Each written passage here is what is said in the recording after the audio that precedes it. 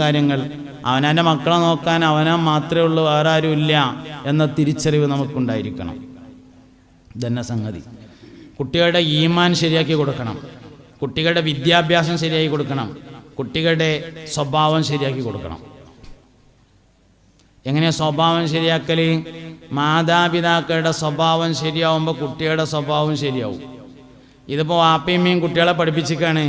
നമ്മൾ പാരമ്പര്യമായിട്ട് കുറച്ച് ദേഷ്യമുള്ള ആൾക്കാരാണ്, അതുകൊണ്ട് കുറച്ച് ഗൗരവത്തിലാണ് പറഞ്ഞോളൂ.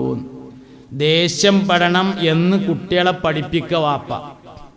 ഒരു മനുഷ്യൻ്റെ ശരീരത്തിൽ ചെയ്ത്താൻ കയറുകയാണെങ്കിൽ ആദ്യം ദേഷ്യത്തിൻ്റെ രൂപത്തിലാണ് കയറുക. അത് വാപ്പ പഠിപ്പിക്കുകയാണ്. നമ്മൾ പാരമ്പര്യമായിട്ട് തന്നെ കുറച്ച് ദേഷ്യമുള്ള ആൾക്കാരാണ്, അതുകൊണ്ട് കുറച്ച് ഉറക്കാണ് പറഞ്ഞോളൂ. അല്ലെങ്കിലോ കാണുന്ന നാട്ടുകാരെ മേക്കെട്ട് കയറിയിട്ട് അവസാനം അതെനിക്ക് പ്രഷർ കൂടിയതുകൊണ്ടായിരുന്നു. പ്രഷറിൻ്റെ ബുക്കുകൾ കുറേ ഞാൻ നോക്കി.